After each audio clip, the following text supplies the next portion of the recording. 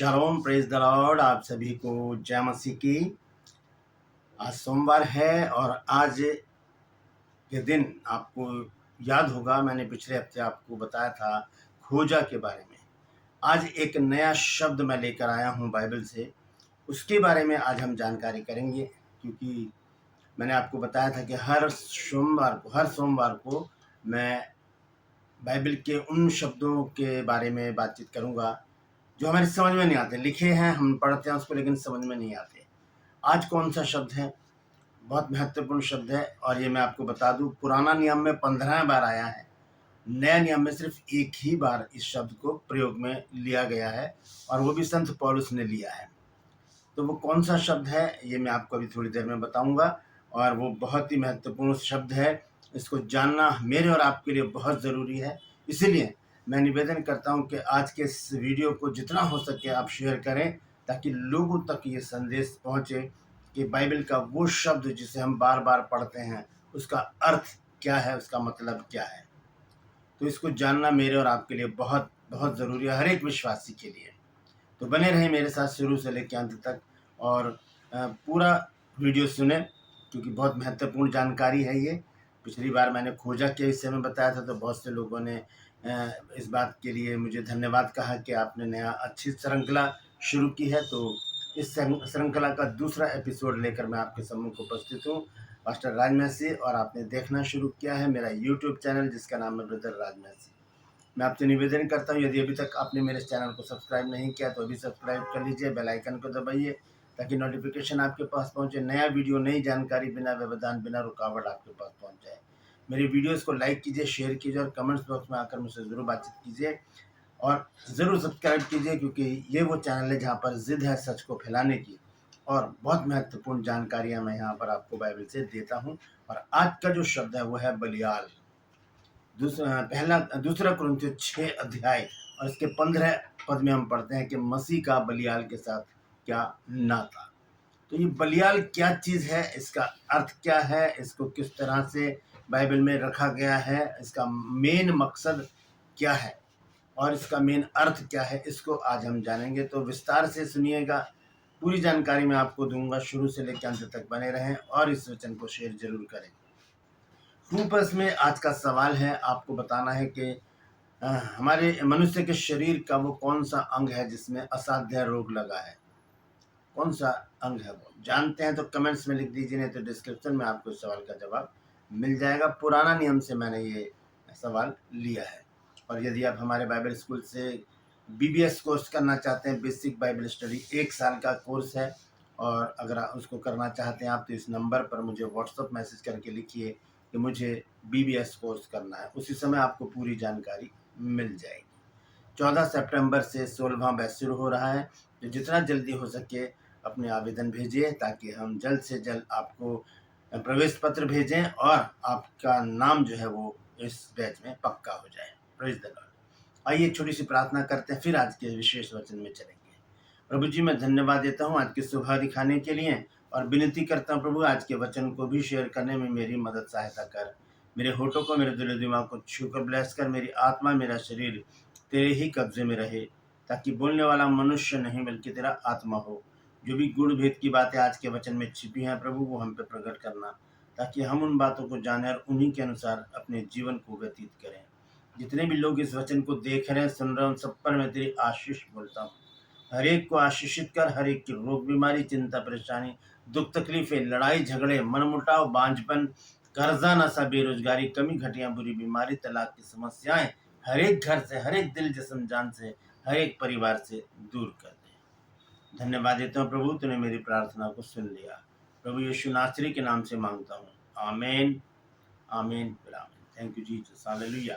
तो धन्यवाद देते हैं परमेश्वर का आज का ये मुबारक दिन दिखाने के लिए। सोमवार है आज, नया सप्ताह परमेश्वर ने हमको दिया है और मैंने आपको बताया है कि हर सोमवार को एक नया शब्द लेकर मैं आऊँगा और उसका अर्थ मैं आज को बताऊंगा। तो आज इसी संदर्भ में आज का जो शब्द है वो है बलियाल।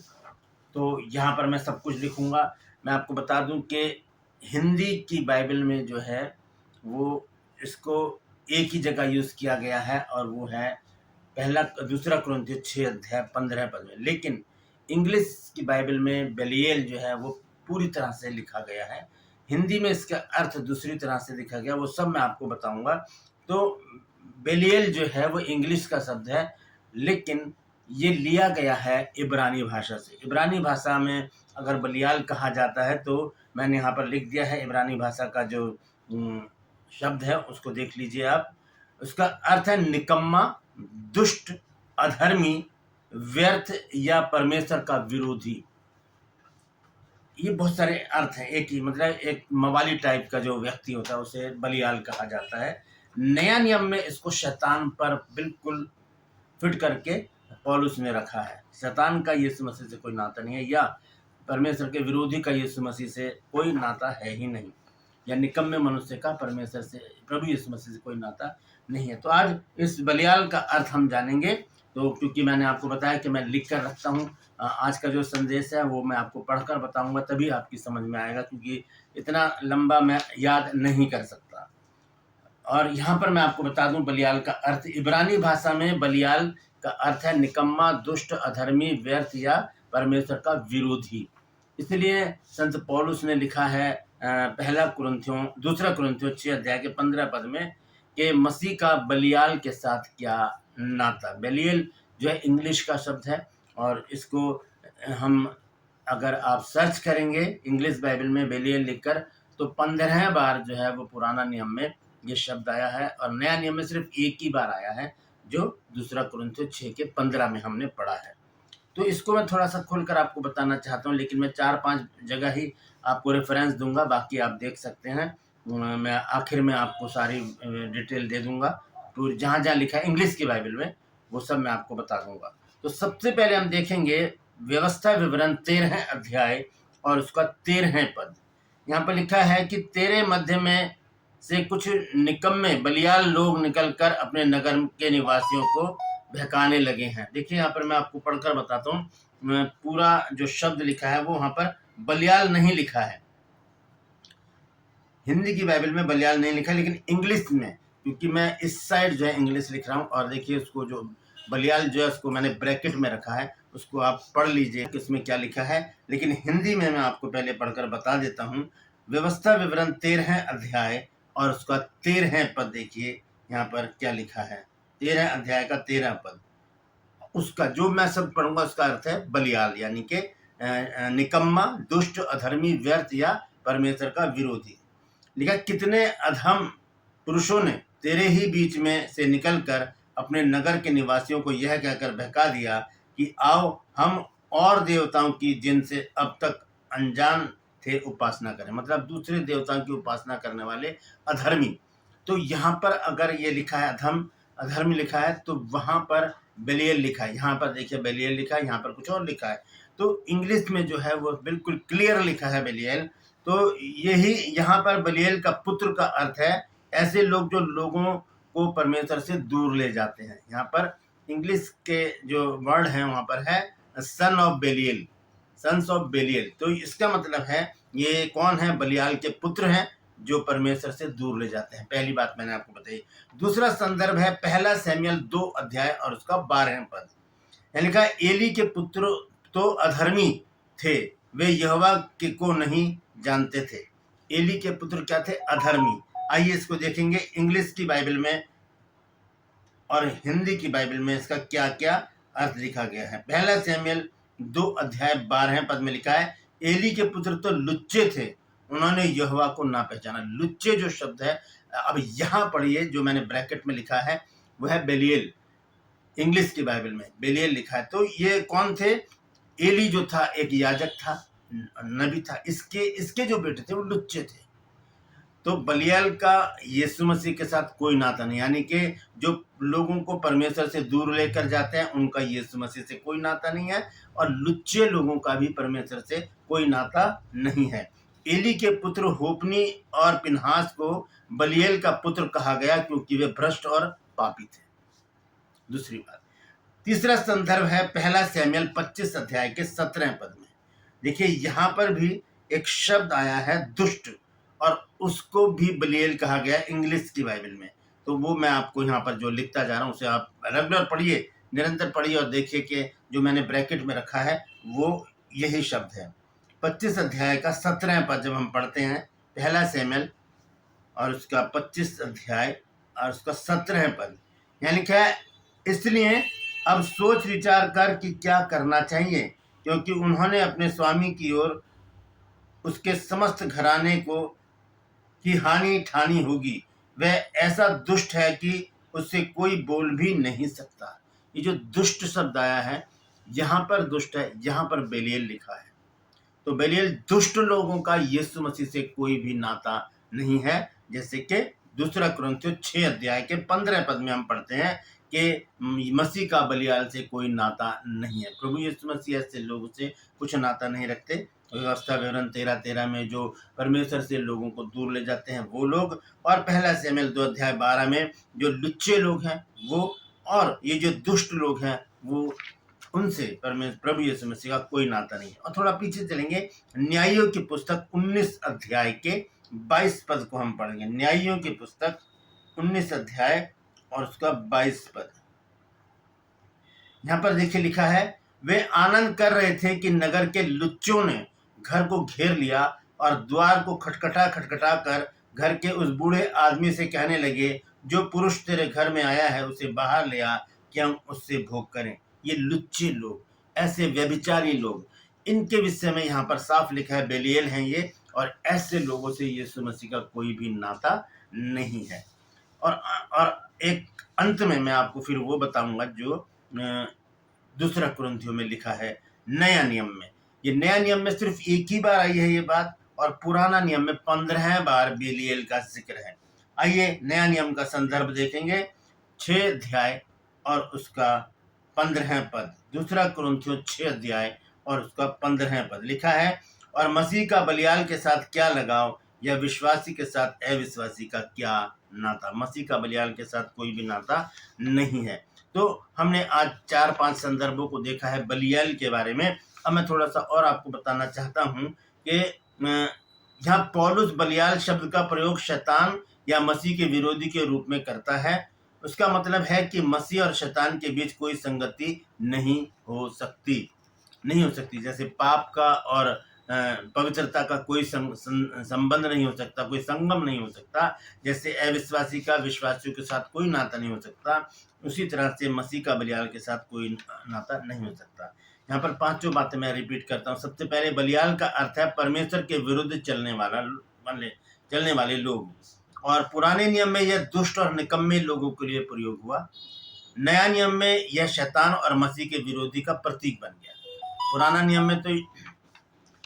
नियम में तो ये विरोधी था, ये परमेश्वर का विरोधी या लुच्चे या दुष्ट लोगों के विषय में, जैसे मैंने आपको पीछे बताया है।